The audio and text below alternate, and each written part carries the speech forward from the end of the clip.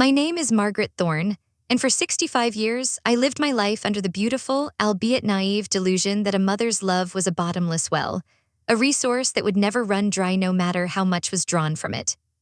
I grew up in an era where sacrifice was a badge of honor, and after my husband, Robert, passed away in a tragic accident 20 years ago, that badge became my entire identity. I raised our son, Julian, in the suburbs of Seattle, working double shifts at the hospital as a surgical nurse to ensure he never felt the sting of poverty or the absence of a father's provider role. I poured every ounce of my being into his happiness, his education, and eventually his lifestyle. But standing in the center of my living room on a gray, drizzling Tuesday, I realized that I hadn't been building a family, I had been building a parasite. The phone felt unusually heavy in my hand, a cold piece of plastic that seemed to vibrate with a tension I couldn't yet name. I had called to ask Julian about the wedding date. For months, I had been preparing. I had meticulously saved, cutting back on my own medications and skipping my annual furnace service, just to ensure I could hand them a check for $10,000 as a wedding gift. I had even found the most delicate lavender silk dress at a boutique downtown. It cost me $400, a small fortune for a woman on a fixed pension, but I wanted Julian to be proud of the woman standing beside him in the photos. I wanted to look like the mother of a man who had succeeded, but when the call connected, it wasn't Julian's voice that greeted me, it was Celeste S. Celeste, the woman Julian had met 3 years ago, the woman for whom I had been paying $1,200 in monthly rent because the market was too tough for young professionals. Her voice didn't have its usual faux-polite lilt. It was sharp, cold, and carried a chilling sense of triumph. "Oh, Margaret, don't bother asking about the date," Celeste said, and I could almost hear the smirk through the line. "We actually got married yesterday at the courthouse. It was beautiful, simple, and exactly what we wanted. We decided not to tell you because, well, we only invited special people. We wanted to keep it intimate, away from the drama." The words hit me like a physical blow to the solar plexus. The air left my lungs, and for a moment the room blurred. Special people. The phrase echoed in my mind, a cruel taunt that dismantled decades of motherhood in 4 seconds.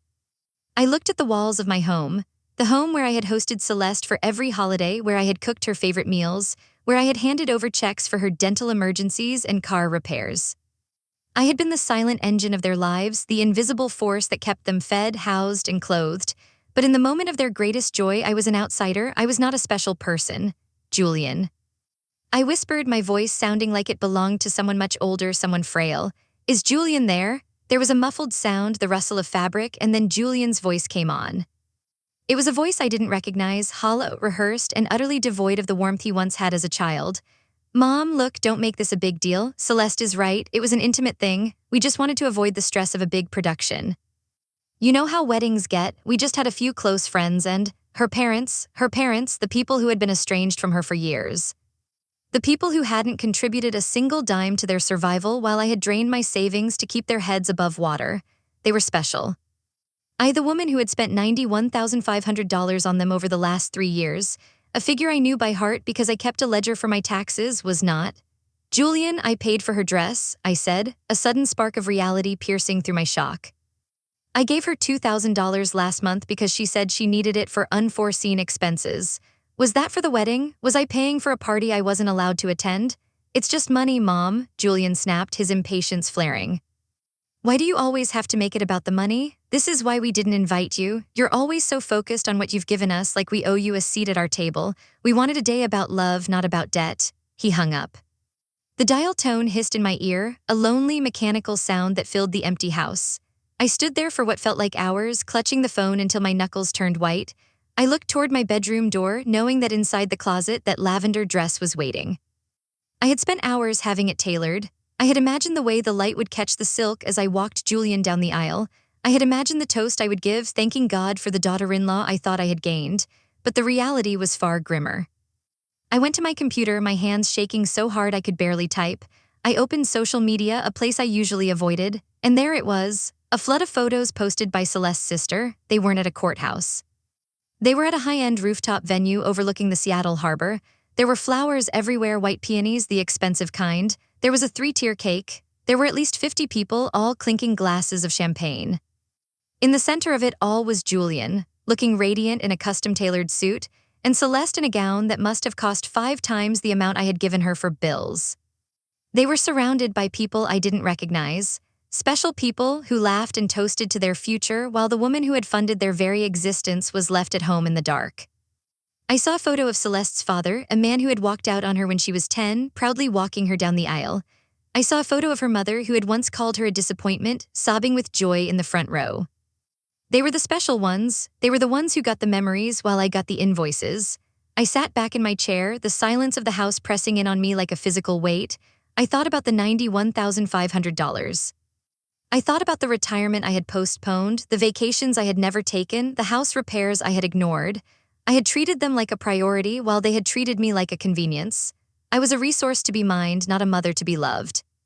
But as the sun began to set over the Seattle skyline, something inside me shifted. The pain was still there, a jagged hole in my chest, but beneath it, a cold, hard clarity began to form. For years, I had been the one trembling, the one walking on eggshells, afraid that if I didn't give enough, I would lose my son. But standing there in the fading light, I realized I had already lost him. You cannot lose something that doesn't value you. I walked to the kitchen and made a cup of tea. My movements were slow but deliberate. I sat at the table where I had so often sat with Julian, helping him with his homework, listening to his dreams, and eventually writing him the checks that fueled his entitlement. The phone rang again. I looked at the caller ID. It was Celeste. I didn't answer. It rang and rang, the sound cutting through the quiet like a serrated blade. Finally, it stopped, only to be replaced by a text message. Margaret, I know you're upset, but we really need to talk about next month's rent. The landlord is asking for a deposit increase, and Julian's car insurance is due. Let us know when the transfer is made. I stared at the screen, no apology, no explanation, just a demand. It was as if the conversation an hour ago hadn't even happened. To them, I wasn't a human being with feelings that had been crushed. I was simply a malfunctioning ATM. I took a sip of my tea. It was bitter, just like the truth. I realized that the only reason they were calling was because the bill was due. They didn't miss my company, they missed my capital. Well, I whispered to the empty kitchen, if I'm not a special person, then I suppose I don't have to do special things anymore. I picked up my pen and my ledger. It was time to stop being a victim and start being a bookkeeper. That night, the sleep I expected to be haunted by grief was instead replaced by a restless, cold energy. Every time I closed my eyes, I saw that rooftop, the white peonies, the expensive champagne, and the faces of people who had contributed nothing but were deemed special. By 5:00 a.m., the gray Seattle light began to crawl across my bedroom floor, and I was already at my desk. I pulled out 3 years' worth of bank statements. My eyes burned as I highlighted every transfer, every emergency payment, and every loan that had never been repaid. The numbers were staggering. It wasn't just the $1,200 monthly rent. It was the $4,000 for Julian's business venture that vanished in 3 months. It was the $2,500 for Celeste's medical procedure, which, looking back at the timing of her social media posts, coincided perfectly with a luxury weekend getaway to a spa in Oregon. The grand total sat at the bottom of the page like a verdict, $91,500. I felt a wave of nausea. That money represented my late husband Robert's life insurance, my own hard-earned savings from 30 years of nursing, and the comfort of my old age. I had handed it over like a servant paying tribute to a king, hoping that each dollar would buy a crumb of affection, but all I had done was fund my own obsolescence. At 9:00 a.m. sharp, the phone rang. It was Celeste again. I didn't let it go to voicemail this time. I wanted to hear the sound of the entitlement that had cost me so much. Margaret, finally, she snapped, not even bothering with a greeting. Did you see my text? The landlord is being a total jerk. He says if the rent and the deposit increase aren't in his account by noon, he's posting an eviction notice. You need to make the transfer right now. And Julian needs an extra $500 for the car, something about the transmission. Just do it all at once to save on the wire fees, okay? I listened to the casual way she ordered me around as if my bank account were simply an extension of her own. I thought about her white dress. I thought about the special people. Celeste, I said, my voice so calm it surprised me, I'm not making the transfer. There was a pause, a long, confused silence. What? I think the line cut out. I said we need the rent by noon. I heard you, Celeste, but I'm not paying it. Not today, not next month, not ever again. Are you having a stroke? Celeste's voice turned from demanding to patronizingly concerned. Margaret, we talked about this. You agreed to help us until Julian's promotion kicks in. You can't just stop. That's not how family works. You're right, I replied. That's not how family works. Family doesn't hide a wedding from a mother who is subsidizing their entire life. Family doesn't call that mother not special while using her money to buy the champagne for their guests. You wanted an intimate life, Celeste. You wanted a life free of the drama of my presence. Well, congratulations, you've officially achieved it. Along with my presence, you've lost my purse. You can't do this, she shrieked, the mask of sweetness finally shattering into 1,000 jagged pieces. We have a contract, we have bills. Julian, get over here, your mother has lost her mind. I heard the phone being fumbled and then Julian's voice came on, booming with a manufactured outrage. Mom, what is this? Celeste is crying. She says you're threatening to make us homeless. What is wrong with you? Is this because of the wedding? I told you it was a private moment. You're being incredibly petty and manipulative. Manipulative? I felt a sharp, bitter laugh bubble up in my throat. Julian, I have given you $91,000 in 3 years. I have worn the same shoes for 4 winters so you could drive a car with a leather interior. I have skipped my own doctor appointments to pay for Celeste's emergencies. If wanting to be treated with basic human dignity is petty, then I am the pettiest woman in Washington state. We'll pay you back, Julian yelled. Once the business takes off, we'll give you every cent, but right now we need you, you're our mother. It's your job to help us. My job as a mother was to raise a man, Julian. But looking at you now, listening to you demand my survival fund to pay for your rooftop lifestyle, I realize I failed. I didn't raise a man, I raised a professional dependent. And today the bank is closed. If you don't send that money, I'm never speaking to you again, Julian screamed. It was his ultimate weapon, the threat he had used for years to keep me in line. You'll never see us, you'll never know your future grandkids. You'll die alone in that house. Julian, I said, a tear finally escaping and sliding down my cheek. I've been alone in this house for years. Every time you called, it was for a check. Every time you visited, it was to pick up groceries. I was already alone. I just finally stopped paying for the privilege of being ignored. I hung up. I didn't wait for the next call. I knew they would come for me. I grabbed my car keys and drove straight to the bank. My heart was hammered against my ribs, but my mind was a steel trap. I sat down with a personal banker, a young woman named Sarah who had seen me come in every month for years to set up those transfers. I want to cancel all recurring transfers to Julian Thorne's account, I told her. I also want to change my account numbers and revoke the secondary authorized user status I granted him last year, just in case of an emergency. Sarah looked at me with a mixture of surprise and profound relief. Honestly, Mrs. Thorne, I've been wanting to suggest that for a long time. I see how much goes out versus how much you keep for yourself. As she processed the paperwork, my phone began to blow up. Call from Julian, call from Celeste. Text from Julian, pick up the phone right now or I'm coming over. Text from Celeste, you're a monster. I hope you're happy knowing we're on the street because of you. I turned the phone off and slid it into my purse. When I left the bank, I didn't go home. I knew they would be there waiting like vultures. Instead, I drove to the hardware store. I bought 4 high-security deadbolts and a Ring camera system. Then I called a locksmith. I need an emergency rekeying, I told him, and I need it done in the next hour. By 1:00 p.m., my house was a fortress. I sat in my darkened kitchen, watching the feed on my iPad as Julian's SUV pulled into my driveway. He didn't come alone. Celeste was with him, her face red and blotchy, her eyes scanning my windows with a predatory intensity. Julian walked up to the front door and pulled out his key. I watched him insert it into the lock. He turned it didn't budge. He tried again, harder this time, jiggling the handle with a growing desperation. Then he realized. He began to pound on the door. Mom, open the door, I know you're in there. Stop this childish game, we need to talk. The landlord called. He's serious, Mom, we're going to lose everything. I watched them through the camera. Celeste was pacing the porch, shouting at my windows. You're a sick woman, Margaret. You need professional help to do this to your own son? To leave us with nothing? You're pathetic. I didn't move, I didn't speak. I sat in the silence I had paid so dearly for. I realized that for the first time in 3 years, I wasn't the one who was afraid. They were. They were afraid of the work, the responsibility, and the reality of a life that wasn't subsidized by my blood. Finally, after 30 minutes of shouting and banging, they gave up. As Julian walked back to the car, he looked up at the camera. He didn't look like my son. He looked like a stranger who had been caught trying to break into a vault. This isn't over, Mom, he mouthed at the lens. You can't do this to us. As their car sped away, leaving a trail of exhaust in the damp Seattle air, I let out a breath I felt like I'd been holding for a decade. I went to the guest room and looked at the boxes Julian had stored there, his old college books, his mountain bike he never used, the extra furniture I had bought for his next house. I realized I didn't want any of it in my home. I didn't want the remnants of a boy who had grown into a parasite. I sat down and opened my laptop. I had been a nurse for 30 years. I knew how to handle a crisis. I knew how to triage. And right now, the most critical patient was my own life. I looked up the number for a local estate attorney. I needed to do more than just change the locks. I needed to change my future. If I wasn't a special person, then Julian was no longer a special heir. It was time to rewrite the ending of my story. The following morning, the silence in my house felt different. It was no longer the heavy, suffocating silence of a woman waiting for a phone call that only came with a demand. It was the quiet, sharp stillness of a general preparing for a siege. I knew Julian. I knew his temper, and more importantly, I knew Celeste's greed. They wouldn't just walk away from their primary source of income. To them, my boundary wasn't a request for respect, it was a declaration of war. I spent the early hours in my home office, a small room tucked away at the back of the house that looked out over a cluster of ancient hemlock trees.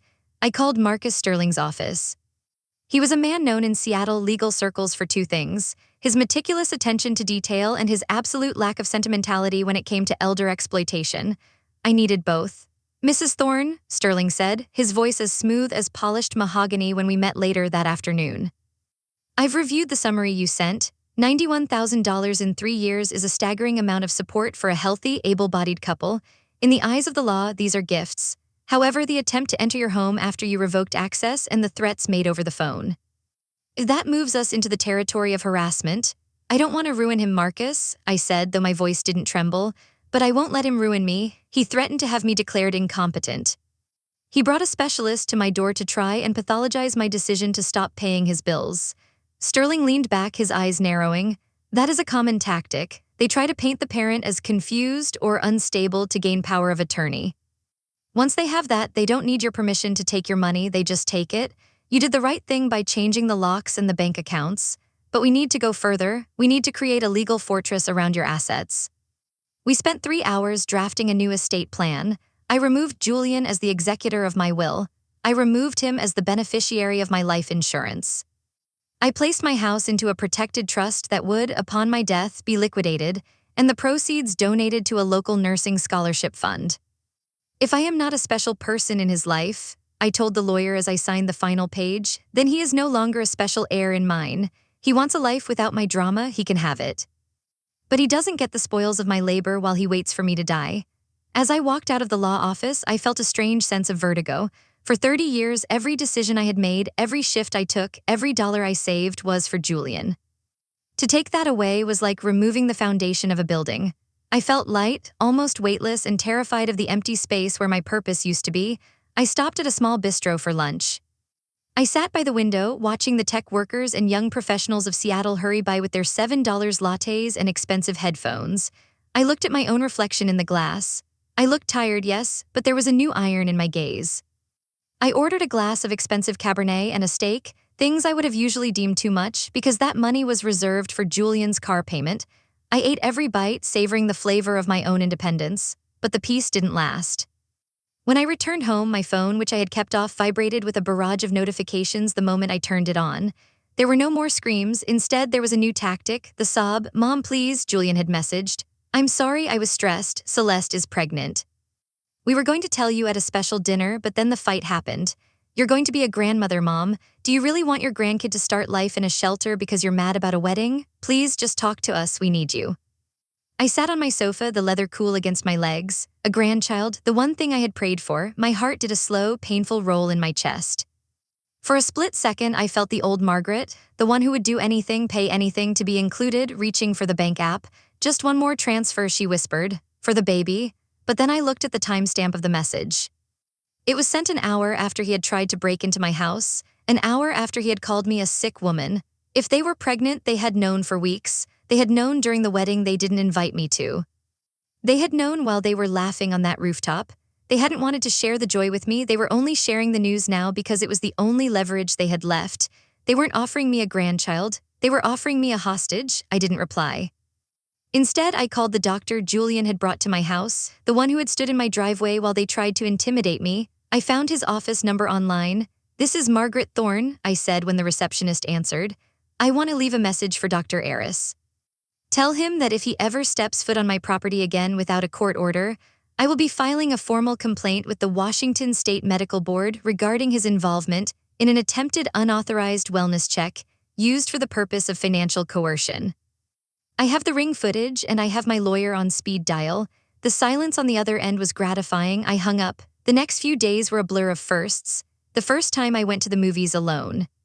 The first time I didn't check my bank balance to see if a surprise charge had hit Julian's debit card. The first time I realized that my house was actually very quiet and I liked it. On Friday, a knock came at the door. Not a pound, but a soft, rhythmic tapping. I checked the camera. It was an older woman I didn't recognize. She looked nervous, clutching a manila envelope to her chest. I opened the door but kept the security chain on. "Can I help you?" "Margaret, my name is Alina. I'm the mother of the landlord who owns your son's apartment." I felt my guard go up instantly. "If you're here for the rent, you're at the wrong house. I am no longer responsible for that account." No, she said, her voice shaking. "I'm here because I saw what happened. My son, he's not a bad man, but he's a businessman. He told me about the eviction notice, but he also told me that your son tried to bribe him to tell you the rent was higher than it actually was. He wanted to pocket the difference for a honeymoon fund." I felt the world tilt. "What did you say?" "Julian told my son he could keep 10% of the extra if he just sent you a fake invoice for $1,500 instead of $1,200. My son refused, but Julian has been doing it anyway, hasn't he? He's been telling you the rent went up months ago." I leaned against the doorframe, the breath leaving my body. For 6 months, I had been paying $1,500.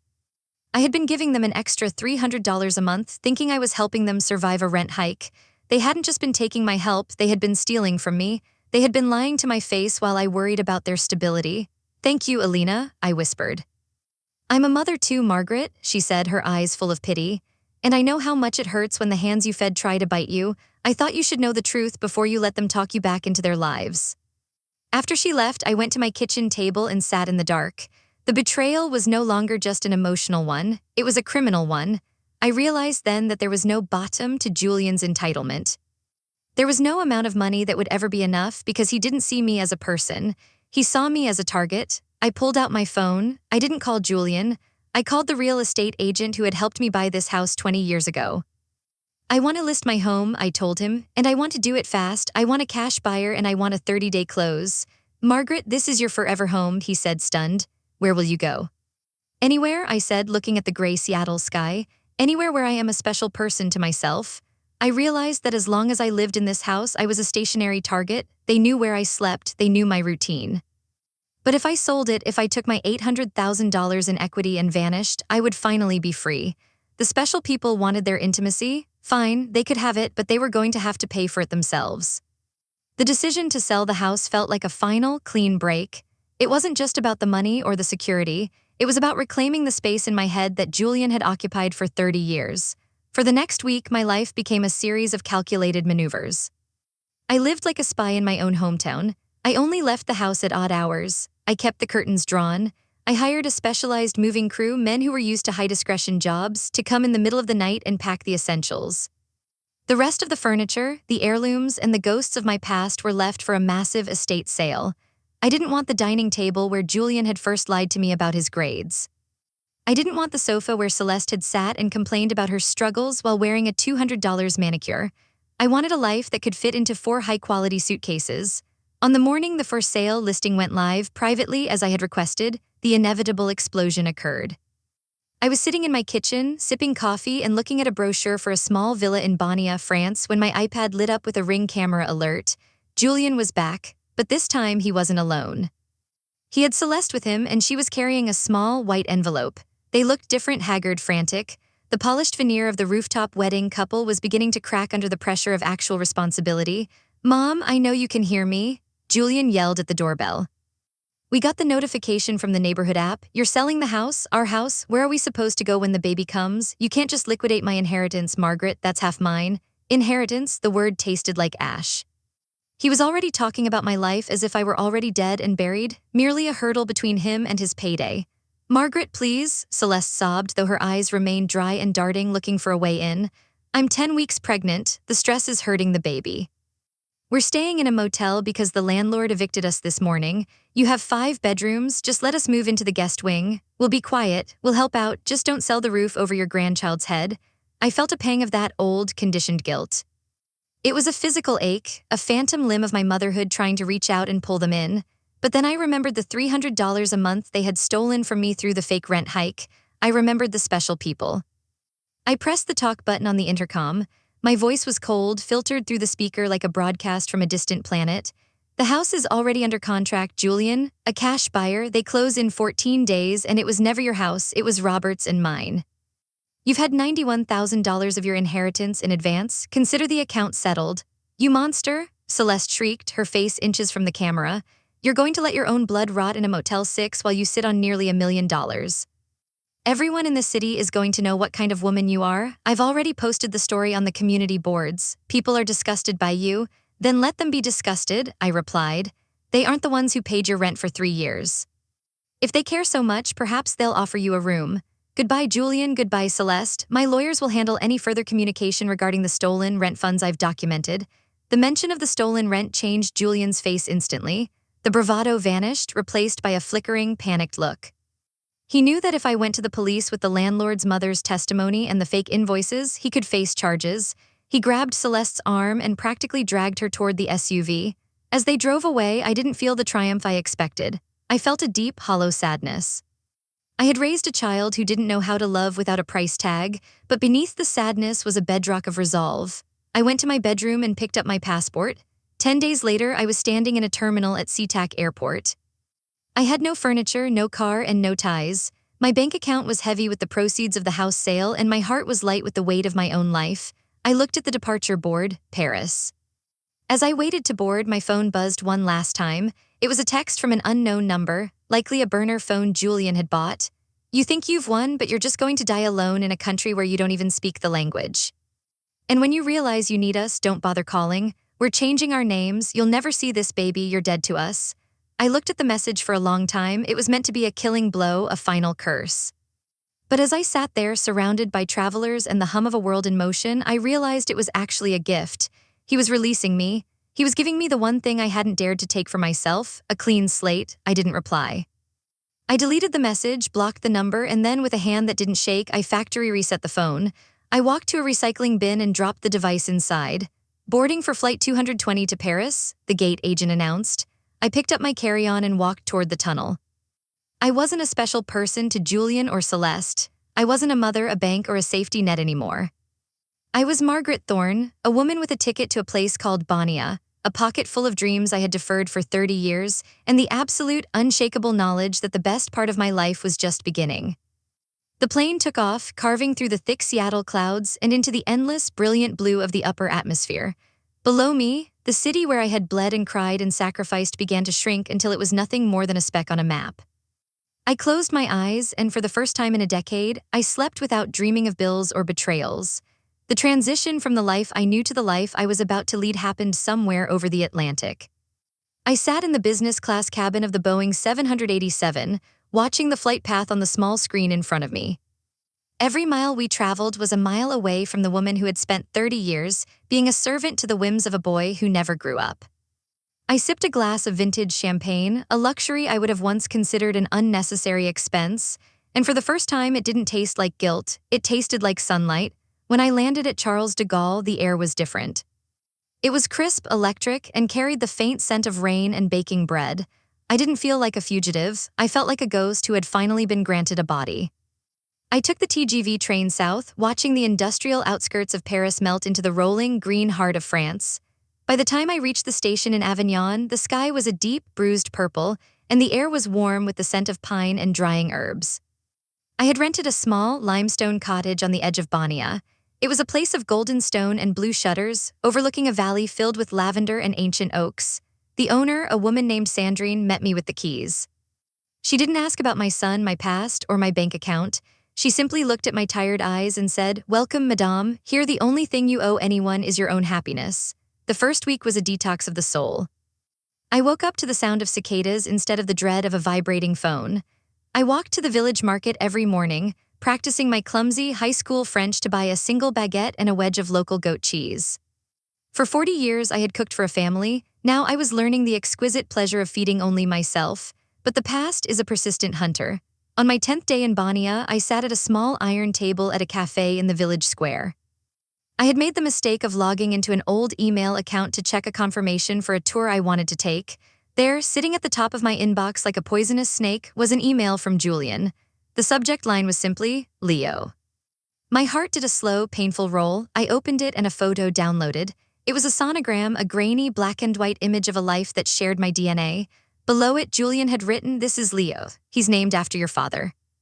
He's already growing so fast, but the doctors are worried. Celeste is under so much stress because we're living in a cramped studio with no heat. She's not eating right because we can't afford the supplements. I know you're in Europe, Mom. I saw the credit card notification before you shut the account. How can you be sitting in a villa while your grandson is struggling to survive in a womb? Is your pride really worth his life? Just send $10,000 to the old joint account. It's for him, not us. Please don't be a monster. I stared at the screen, the sunlight of Provence suddenly feeling cold. The manipulation was masterful. He had used my father's name. He had used the health of an unborn child. He had used the very word monster that he knew would cut through my defenses. I sat there for a long time, the sounds of the French village fading into the background. I thought about the $91,500. I thought about the rooftop wedding. I thought about the special people. And then I looked closer at the sonogram. At the very bottom of the image, there was a date and a clinic name. The clinic was in downtown Seattle. The date was from 4 months ago. They had known about the baby before the wedding. They had known while I was paying for Celeste's dental emergency. They had kept this secret as a special joy for themselves, and now they were only revealing it because they needed a new way to pick my pocket.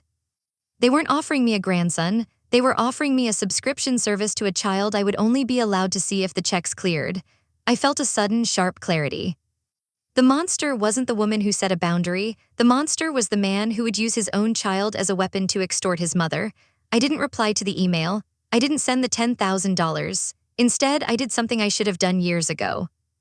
I searched for the website of a global charity that provided prenatal care to mothers in actual war zones. I made a donation of $5,000 in the name of Leo Thorne. I printed the receipt, and then I deleted Julian's email. I wasn't going to fund a lifestyle of entitlement under the guise of family help.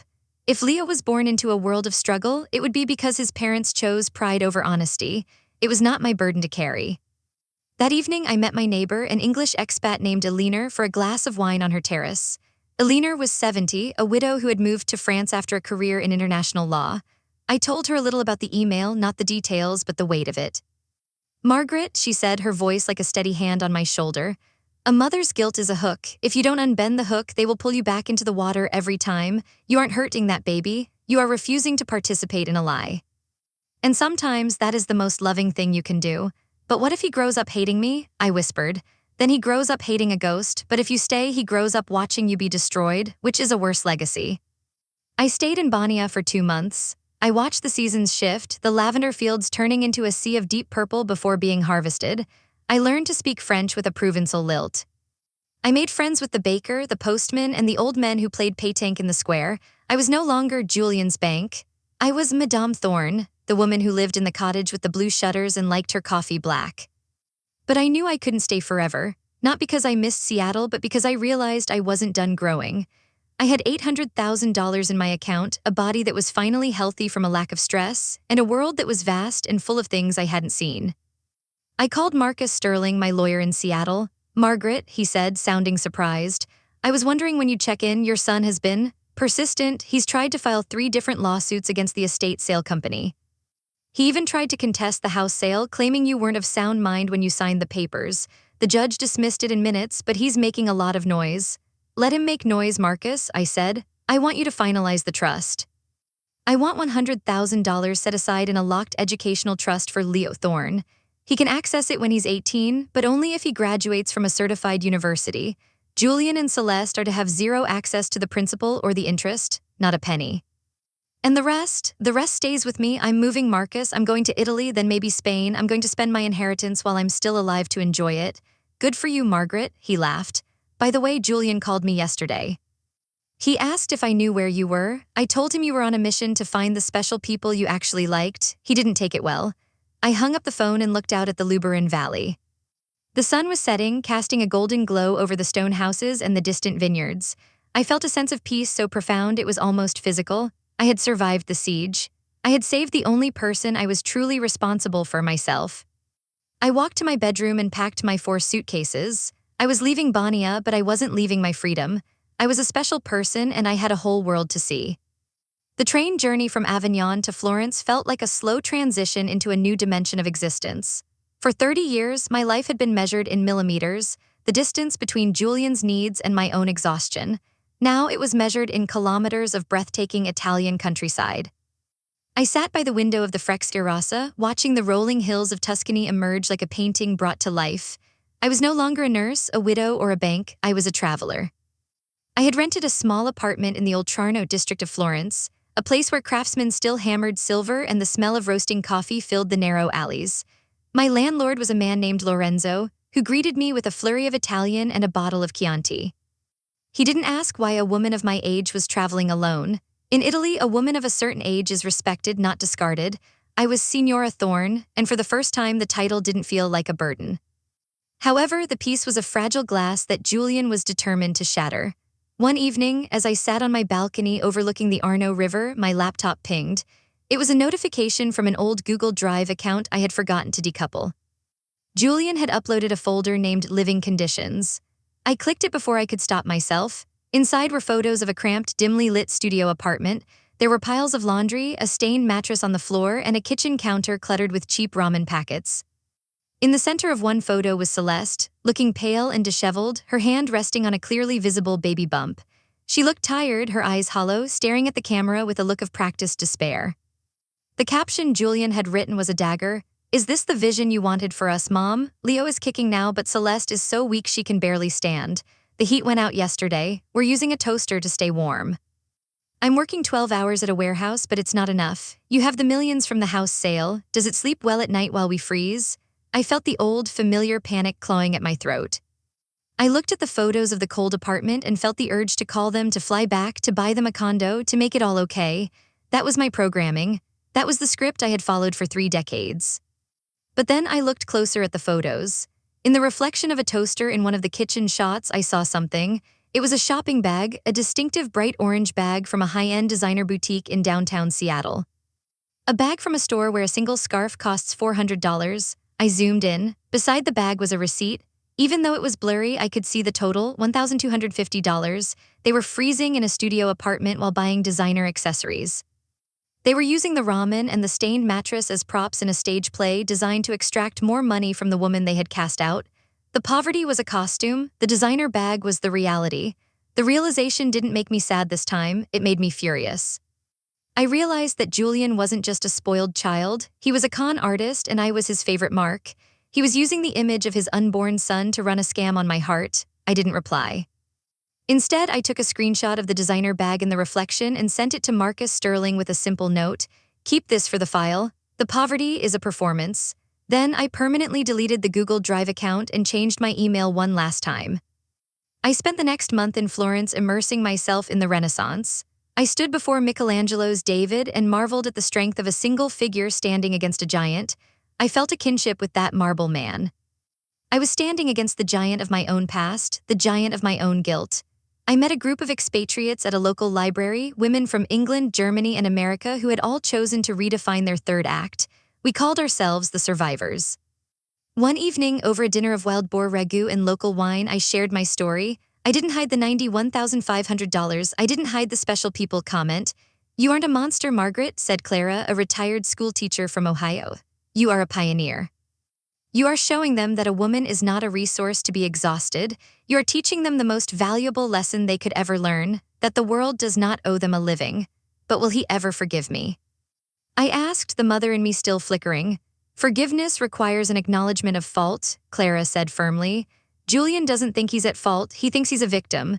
Until he stops being a victim, he can't forgive anyone, least of all himself. Your job is not to wait for his forgiveness. Your job is to live so well that his opinion no longer carries weight." As autumn turned to winter, I decided to move further south. I wanted to see the ruins of Sicily, the place where civilizations had risen and fallen, leaving behind only stone and stories. I felt like a ruin myself, broken in places, but still standing, still beautiful in my own weathered way. Before I left Florence, I received one final package from Marcus Sterling. It was a formal letter of resignation from Julian's business.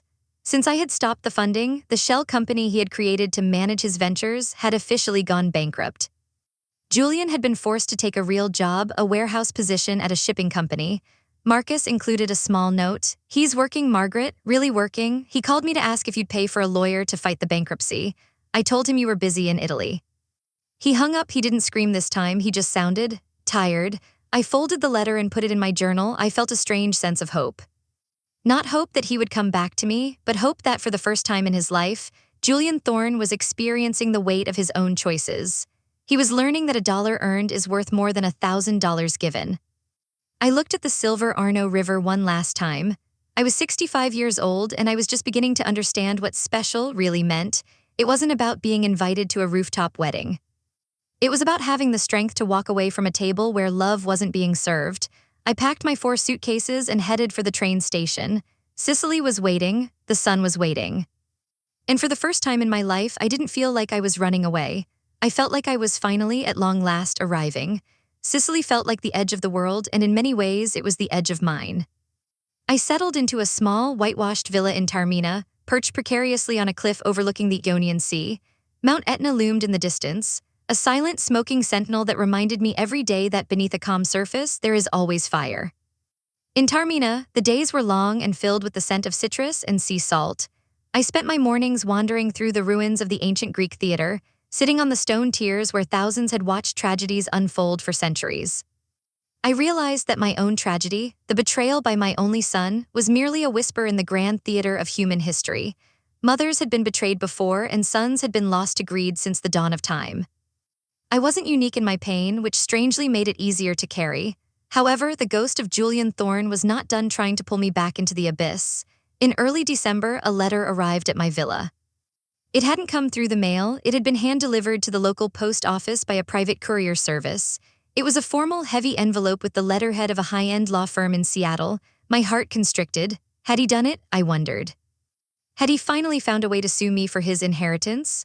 I sat at my small marble table, the Mediterranean sun warming my back, and opened the envelope with steady hands. Inside was not a lawsuit, but a formal invitation and a letter. The invitation was for a celebration of life and family, a gala event hosted by a new nonprofit organization focused on supporting young families in crisis. At the bottom of the invitation, in gold-embossed letters, were the names of the founders, Julian and Celeste Thorne. I felt a cold, sharp laugh escape my lips. They had used the remaining startup money I hadn't been able to claw back, or perhaps a loan from Celeste's mother to start a charity. They were rebranding their own failure as a philanthropic mission. The letter was from Julian. It was written on expensive stationery, the kind a man uses when he wants to appear successful. "Mom," it began, "we've realized that our struggle wasn't just ours. It was a symptom of a world that doesn't support young parents. We've started the Thorne Foundation to help families like us. We're holding a gala on Christmas Eve. We want you there not as a guest, but as our honored matriarch. We want to publicly apologize and show you the work we're doing. We've even named a wing of the new community center after Dad. Please, Mom. Let's put the past behind us for the sake of Leo and the families we're helping. We'll fly you back first class, just say yes." I stared at the words honored matriarch. It was a new costume. They had moved on from victims to saints. They wanted me there to provide the one thing their new foundation lacked: legitimacy. They needed the woman they had called a monster to stand on a stage and bless their new venture so that other special people would feel comfortable writing them checks. It was the most elaborate scam yet.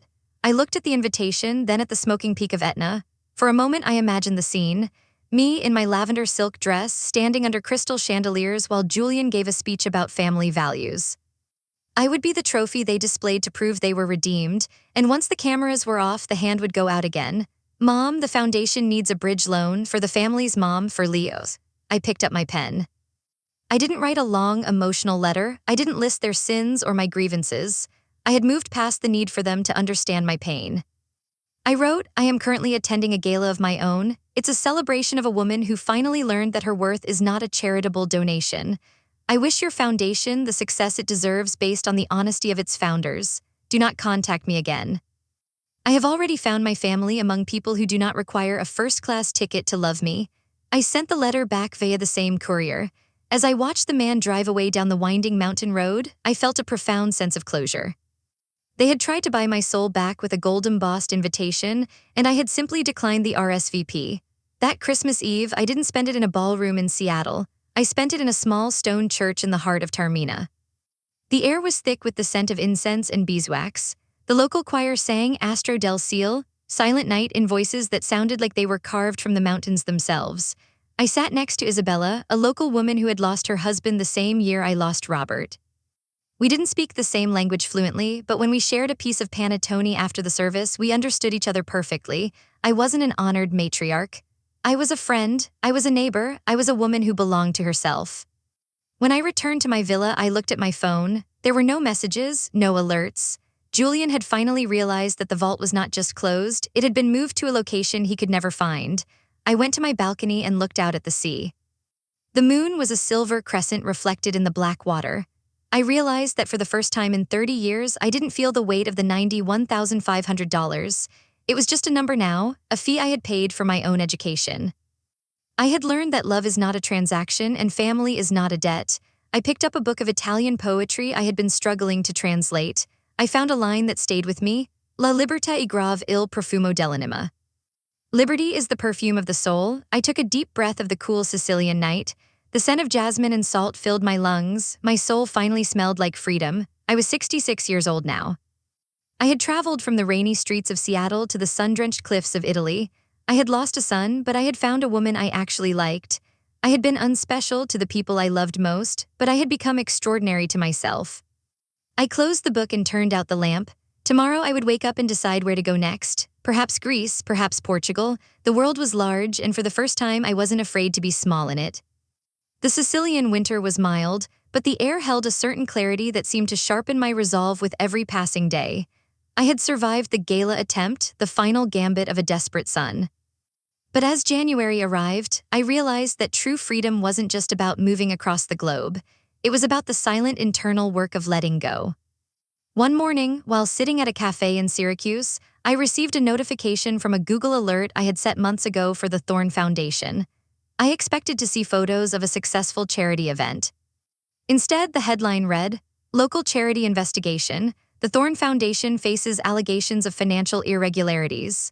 I clicked the link with a steady hand.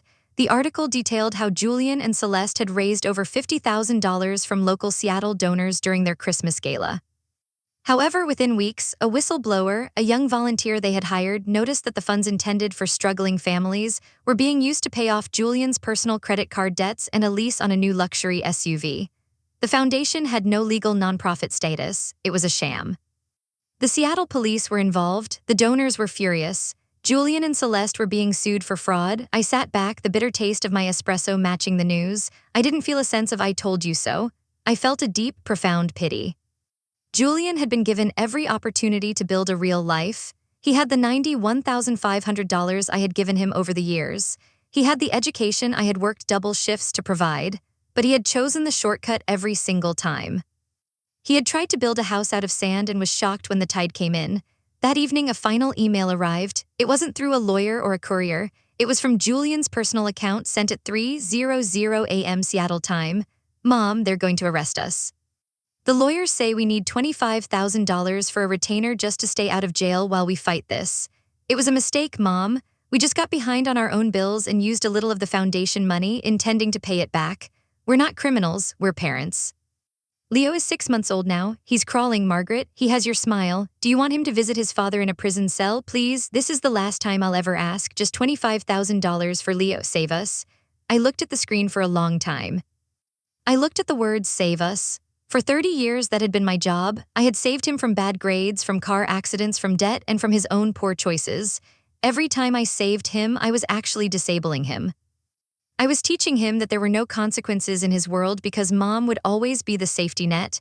I thought about Leo. I thought about the baby who supposedly had my smile. If I sent the $25,000, I would be teaching Leo the same lesson. I would be ensuring that the cycle of entitlement and fraud continued for another generation. I typed my reply. It was the hardest thing I have ever done and yet the most necessary. "Julian, for 30 years I gave you my life. I gave you my money, my time, and my soul. I thought I was loving you, but I realize now I was only helping you hide from yourself. You say you aren't a criminal, but you stole from people who wanted to help others. You used your own son's name to run a scam. I cannot save you from the law, Julian, and more importantly, I will not save you from the truth anymore. I have set up a trust for Leo's education that you cannot touch. That is my gift to him. My gift to you is the opportunity to finally face the consequences of your actions. I will not be sending any money. I will be praying for Leo. I hope one day he becomes a man who values honesty over appearances. Goodbye, Julian." I hit send. Then I did something I should have done the day I landed in France. I permanently deleted the email account. I walked to the edge of the fountain in the square and dropped my phone into the deep, clear water. I watched it sink to the bottom, the screen flickering one last time before going dark.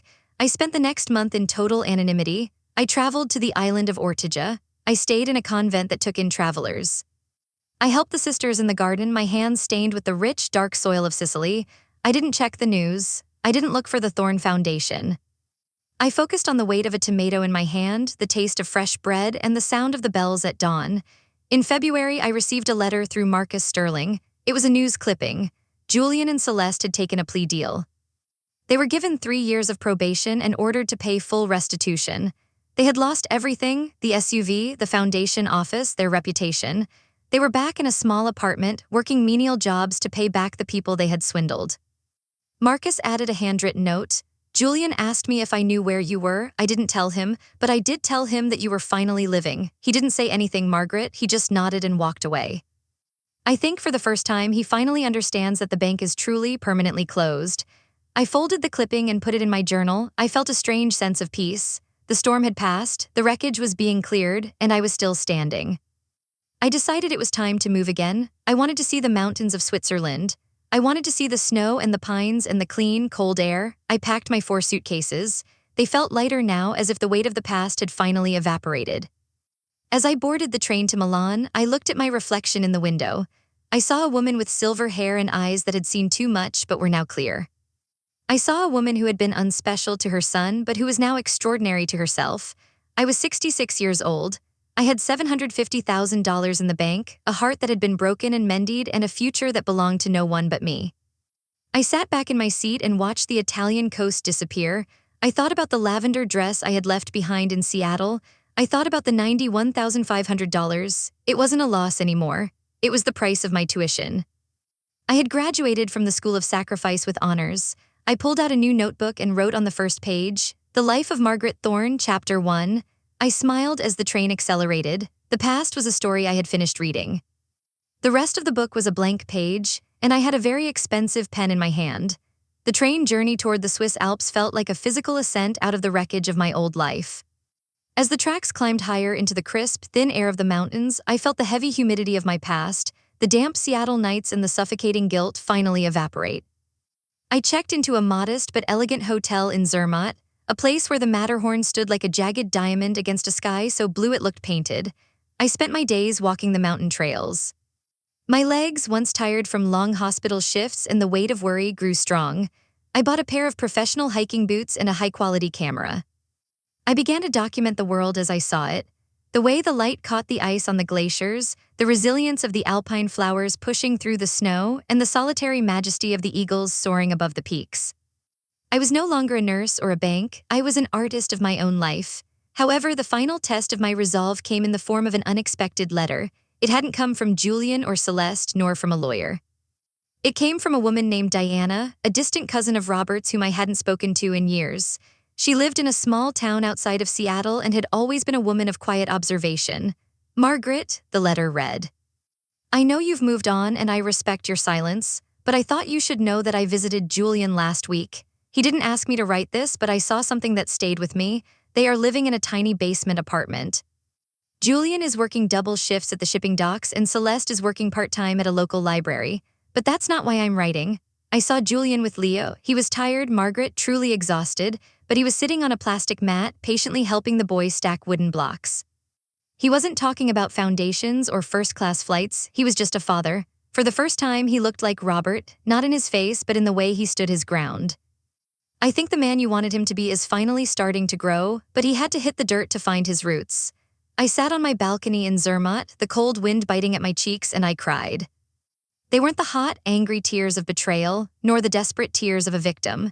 They were the quiet, cleansing tears of a mother who finally saw her son for what he was, a human being in the middle of a difficult but necessary transformation. I realized then that my no had been the most powerful yes I had ever given him. By refusing to fund his fantasies, I had forced him to inhabit his reality. By refusing to be his special person, I had forced him to become his own man. I didn't rush to the airport. I didn't send a check for $25,000. I didn't even reply to Diana. I knew that any intervention from me now would only stunt the growth she had described. My love was no longer a currency, it was a distant, steady light.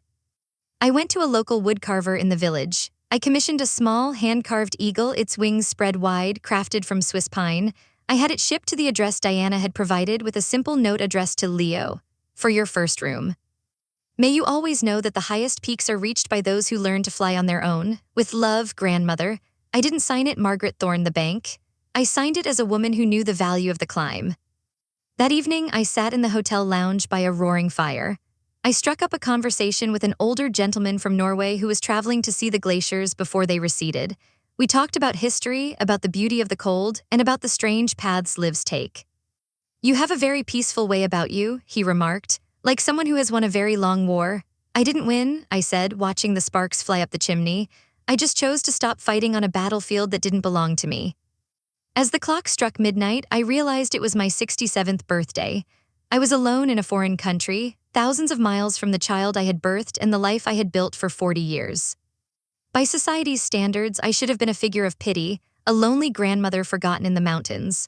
But as I looked at my reflection in the dark window, I saw a woman who was vibrant, wealthy in spirit, and utterly untethered from the expectations of others. I had $720,000 in my account, a body that felt 20 years younger, and a soul that was finally, after a lifetime of service, a special person to itself. I raised my glass of sparkling water to the mountain. Happy birthday, Margaret, I whispered. You did it. I went to bed and slept the deep, heavy sleep of the innocent. I didn't dream of invoices or rooftop weddings. I dreamed of the sky vast, blue, and endless, and the feeling of the wind beneath my wings. The following spring, I found myself in a place I had only ever seen in the pages of glossy travel magazines, the island of Santorini, Greece. I was staying in a small, traditional house in Oia, where the walls were as white as seafoam and the domed roofs mirrored the impossible blue of the Aegean Sea.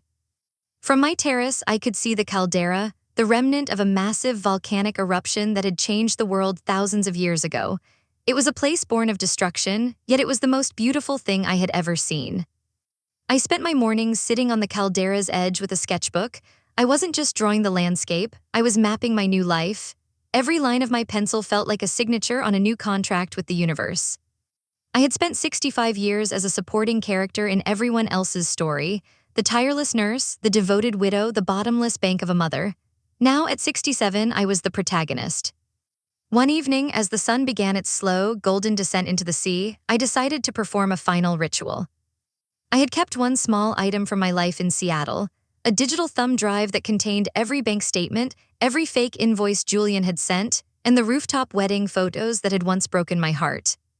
I hadn't looked at them in months, but I carried them as a weight, a reminder of the monster I was told I had become. I walked down the winding stone steps toward the water's edge. The air was warm, smelling of wild thyme and salt. I found a quiet spot on the black volcanic rocks. I sat there and opened my laptop one last time. I scrolled through the photos. I saw Julian and Celeste laughing in the sunset of that Seattle rooftop. I saw the $1,500 fake rent invoices. I saw the sonogram they had tried to use as a ransom note. For the first time, I didn't feel anger. I didn't feel the sting of betrayal. I felt a strange, detached curiosity. They looked like strangers to me now, actors in a play I had stopped watching. I thought about the $91,500. It was gone, and it would never return. But as I looked out at the vastness of the Aegean, I realized that the money had been the highest-yielding investment of my life. It hadn't bought Julian's love, but it had bought my freedom.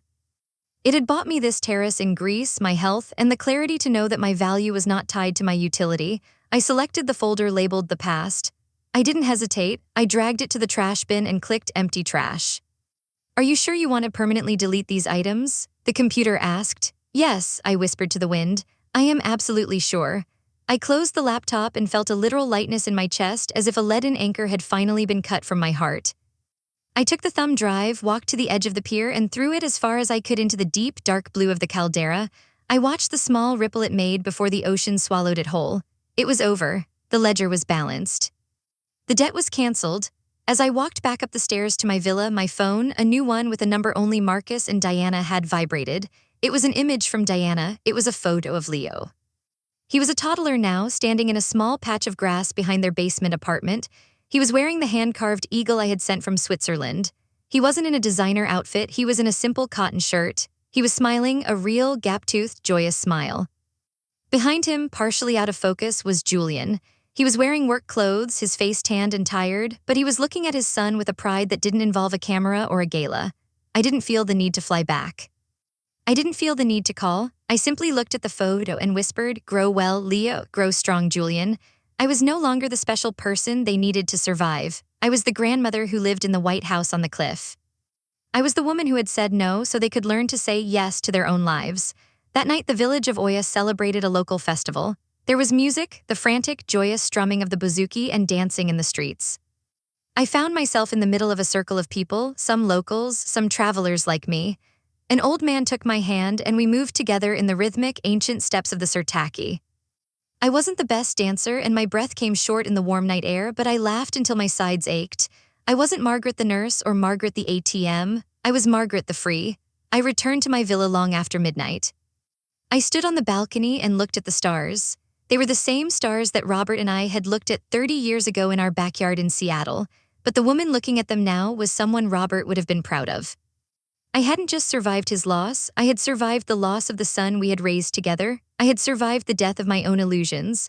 I looked at my bank app one last time before going to bed. I had $712,000 left. To some, it was a fortune.